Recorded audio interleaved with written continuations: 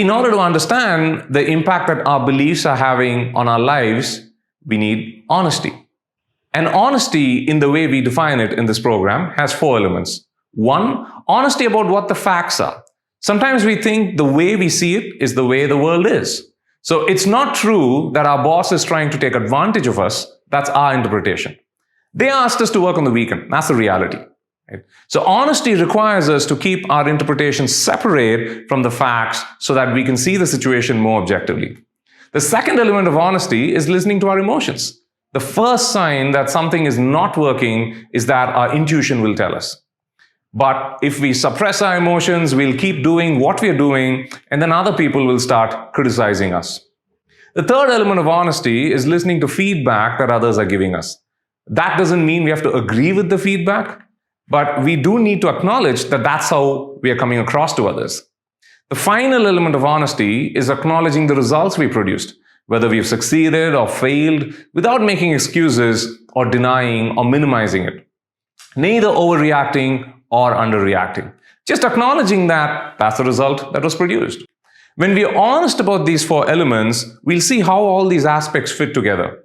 We'll see how our past experiences have shaped the way we look at the world, and how that determines the results we produce and how we are perceived by others, and even the way we experience life itself. Seeing how all this fits together is what we call self-awareness. And what's the point of all this self-awareness? Well, when we can see how all these elements fit together and we realize that our beliefs are not reality, they're just beliefs, we can change those beliefs. And that gives us a choice. We can do things differently so that we produce the results and the relationships we want, and we change our experience of the world. There are 2 ways to live our lives. One is to say that our past determines our beliefs, and that determines how we feel and think and act, and therefore our results and relationships. That way of living is to say that our past will determine our future. The other way of living is to decide our vision for the future. What are the results and relationships we want to create? And that will determine the actions and the conversations we'll have. But we'll only be willing to do those things if we feel and think in a certain way. And we can feel and think that way if we interpret events in a way that serves us, which might require us to revise our beliefs, which might even require us to change the way we've been looking at the story of our life up till now.